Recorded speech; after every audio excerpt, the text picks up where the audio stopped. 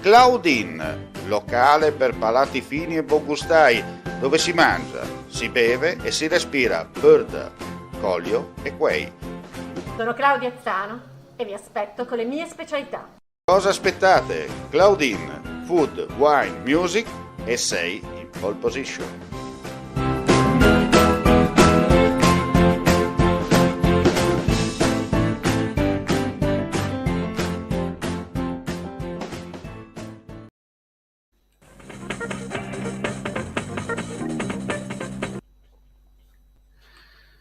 Cordiale saluto gentili amici, ben ritrovati a questo appuntamento live per quanto riguarda il nostro audio video giornale del pomeriggio, ultimissime dal Friuli Venezia Giulia.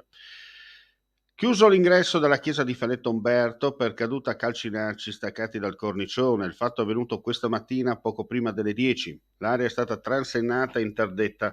Sul posto hanno operato i vigili del fuoco, la polizia locale e il personale del comune di Tavagnaco. Per fortuna non si registrano feriti.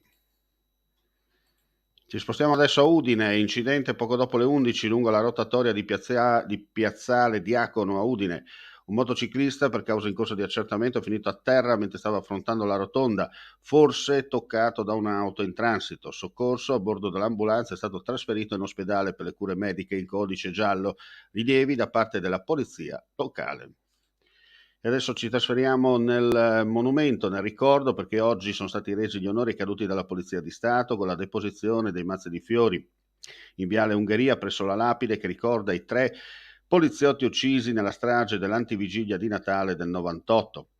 Alla commemorazione, terminata con la Santa Messa officiata dal cappellano della Polizia di Stato, Don Olivo Botos, nella chiesa dedicata alla Beata Vergine del Carmine, in via Aquileia, erano presenti le autorità civili e militari che come ogni anno partecipano unitamente alla Polizia di Stato al ricordo dei poliziotti caduti. Il questore di Udine e il presidente della sezione di Udine dell'Associazione Nazionale di Polizia di Stato hanno anticipato le celebrazioni con un momento di raccoglimento nella sede della questura e presso il monumento innalzato in onore ai caduti della strage del 98, nel giardino adiacente al tribunale.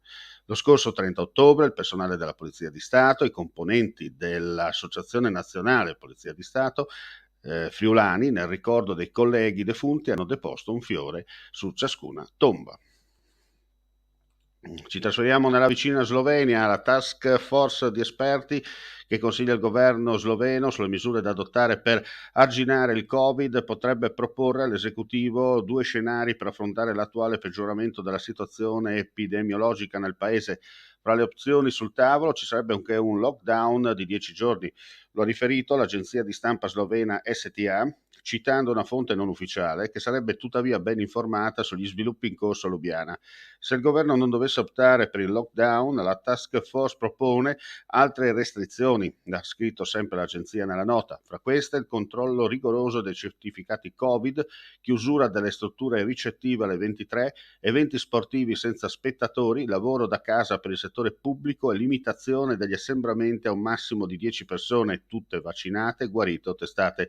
Se queste misure non produrranno un miglioramento della situazione epidemiologica nel giro di una settimana, la task force slovena proporrà comunque un lockdown completo della durata, come detto, di 10 giorni, ha aggiunto l'agenzia di stampa a chiusura della nota. E con questo è tutto, grazie come sempre per la visione all'ascolto, ulteriori aggiornamenti sul nostro sito friulitv.net, non resta che augurare a tutti voi un buon proseguimento di giornata. Ehi, dico a te, vuoi un apparecchio acustico a costo zero?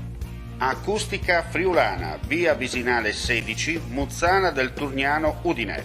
Telefono 334 27 67 731. Test dell'udito direttamente a domicilio, semplice e veloce. Pagamenti su misura. Non aspettare di non sentire. Campagna di prevenzione dei problemi uditivi. Acustica Friulana. Test dell'udito direttamente a domicilio, semplice e veloce. Un'occasione da non perdere.